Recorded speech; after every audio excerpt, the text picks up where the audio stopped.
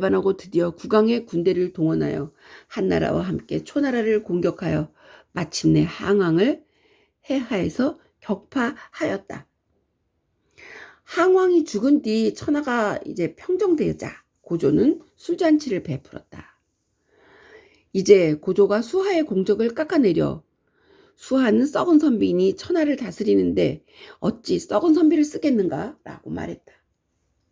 수하가 꿇어앉아서 폐하께서는 군사를 이끌고 팽성을 공격하시고 초나라 왕이 아직 제 나라를 떠나지 않았을 때 보병 5만 명과 기병 5천 명으로 회남을 점령할 수가 있으셨겠습니까? 라고 하자 고조는 그리 못하였을 것이요 라고 대답했다. 이에 수하가 말했다. 폐하께서 저로 하여금 20명과 함께 회남에 사자로 가게 하였고 저는 회남에 이르러 폐하의 뜻대로 하였는데 이는 신의 공이 보병 5만 명과 기병 5천 명보다 나은 것입니다. 그런데도 폐하께서 이제 수하는 썩은 선비니 천하를 다스리는데 어찌 썩은 선비를 쓰겠는가? 라고 말씀하시니 이는 어찌된 연유이신지요? 그러자 고조는 내 장차 그대의 공을 생각하리라 라고 말했다. 그러면서 고조는 수하를 혹은 중의로 임명했다. 여기서는 왜 그랬을까? 여기서는 조금 경포에게 네가 그때 마음을 수하 때문에 돌렸지 너는 그때도 마음이 왔다 갔다 하는 사람이었어 라고 슬쩍 알려준 게 아닐까. 한편 경포는 회남왕이 되어 육에 도읍하였고 국왕, 여강, 형산, 예장 등의 군이 모두 경포에게 귀속되었다. 아주 큰 땅을 많이 줬네. 경포가 하책을 채택하여 죽음에 이른 까닭은 한고조 11년 한신이 처형되자 경포는 불안했다. 또 그해 여름에는 평월이 처형되어 그 시체가 소금에 절여져 그릇에 남긴 채 모든 제후들에게 보내졌다. 그 인육의 자반을 본 경포는 두려움에 몸을 떨고는 차라리 반란을 일으킬 것을 생각하게 되었다. 당시 경포에게는 생각은 이미 했는데 여기서 이제 꼬투리가 된 것이 이 사건이네요. 당시 경포에게는 아끼는 미희가 하나 있었다. 그런데 그 미희가 몸이 아파 의원에게 치료를 받게 되었다. 한편 비혁이라는 관리가 그 의원의 맞은편 집에 살고 있었는데 예전에 경포의 부하였던 관계로 미희와도 안면이 있었다. 하루는 비혁이 의원집에 놀러가서 미희에게 선물도 바치고 술도 마시게 되었다. 그 뒤 미희가 경포와 이야기하던 중에 비혁이 괜찮은 사람이더라고 칭찬했다. 그러자 경포는 놀라며 물었다. 아니 언제 그 작자를 만났는가? 미희는 아무 생각 없이 자세히 설명했다. 그러자 경포는 두 사람의 관계를 의심하게 되었다. 이 사실을 눈치챈 비혁이 두려워해 몸이 아프다며 바깥 출입을 삼가자 경포는 더욱 그를 의심하게 되었다. 그래서 드디어 비혁을 잡아 죽이려고 하자 비혁은 도망쳤다. 도망친 비혁은 자기가 살기 위해서는 경포를 반역죄로 죽게 할 수밖에 없다고 생각했다. 그러고는 말을 달려 장안에 들어가 고조에게 상서한다. 경포가 반란을 일으키려고 합니다. 빨리 그를 잡아들이십시오.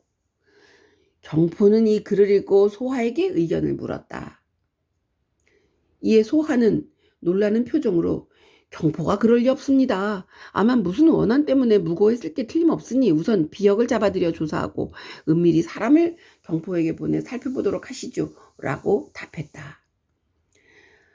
여기서 끝났으면 좋은데 한편 경포는 비역이 투서한 사실을 알고 불안해하고 있는데 또 사람이 은밀히 내려와 조사하는 것을 알고는 마침내 드디어 반란을 일으켰다. 고조는 대신들을 모아놓고 물었다. 경포가 반란을 일으켰으니 이를 어찌해야 하겠소? 그러자 등공이 대답했어. 저희 식객 중에 초나라 영윤을 지냈던 설공이라는 사람이 있는데 아주 지혜롭습니다. 한번 만나보시는 것이 어떻겠습니까? 고조는 설공을 불러 물었다. 그러자 설공은 한창 생각에 잠겼다가 말했다. 경포는 한신 팽월과 함께 용맹스러운 장군이었습니다. 이제 한신과 팽월이 처형되자 자기도 머지않아 목숨을 잃을까 두려워 반란을 일으킨 것입니다. 그런데 경포가 상책을 들고 나오면 회남 땅은 한나라 땅으로 돌아올 수 없습니다.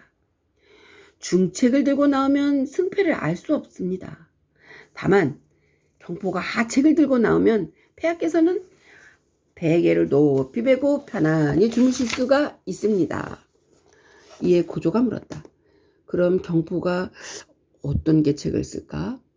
그는 아마 하책을 쓸 겁니다. 설공은 이렇게 대답하니 고조는 다시 그 이유는 무엇인가? 라고 물었다. 설공은 말을 이었다. 경포는 원래가 여산 도적되었습니다. 지금 그는 왕이 되었지만 모든 일이 자기 일신을 위함이었지 후세 백성 만대를 위해 한 것이 아니었습니다. 그런 까닭에 이번에도 하책을 쓸 것입니다. 한편 경포는 반란을 일으키며 부하들에게 이렇게 말했었다. 지금 황제는 나이가 많아 싸움을 싫어하기 때문에 반드시 친정 직접 나오지 않고 부하들을 내보낼 것이야. 나는 이제껏 한신과 팽월만을 두려워했는데 그 두 사람 모두 죽었으니 두려울 것이 없지. 당시 고조는 건강이 좋지 않은 상태였다. 그래서 자기는 경포 토벌에 나가지 않고 그 대신 태자를 내보내고 싶었다. 하지만 태자를 염려한 여후는 눈물을 흘리며 호소했다. 아이 태자를 염려해서 고조를 보낸 거였구나. 경포는 천하의 그래도 태자가 갔으면 졌을 수도 있어. 경포는 천하의 맹장입니다.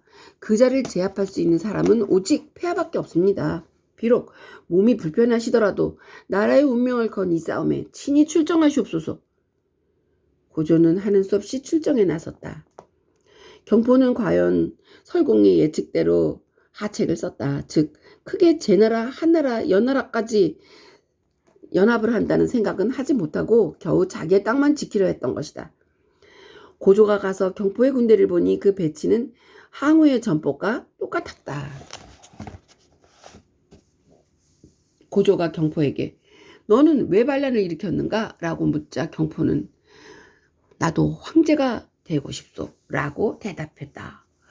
그때까지도 경포에 대한 애정이 남아있던 고조였지만 이 말에는 크게 노하여 즉시 공격에 나섰고 격전이 벌어졌다. 이 싸움에서 경포는 크게 패해 겨우 100여 명의 부하만을 이끌고 강남으로 달아났다. 근데 왜 이렇게 패했을까? 나이 많은 고조. 근데 항우의 전법을 썼기 때문에 전법을 잘 알아서 알 수 있어서 대처해서 이겼을까? 아니면 고조가 나오지 않고 태자가 올 것인데 하고 방심했다 막상 고조가 나오니까 그만 탁 꺾이는 걸 뭐라고 하지? 내 예측이 틀렸구나 했을 때 탁 꺾이는 거. 하여튼 이렇게 졌어. 그래서 경포는 그 파양지방으로 달아났으나 한 농가에서 농민에게 붙잡혀 죽고 말았다. 문신을 경포가 만약에 왕이 됐다면 여기서 고조를 꺾고 어떻게 반란이 성공을 했다면 역사는 또 어떻게 되는 거였을까? 태사공은 말한다.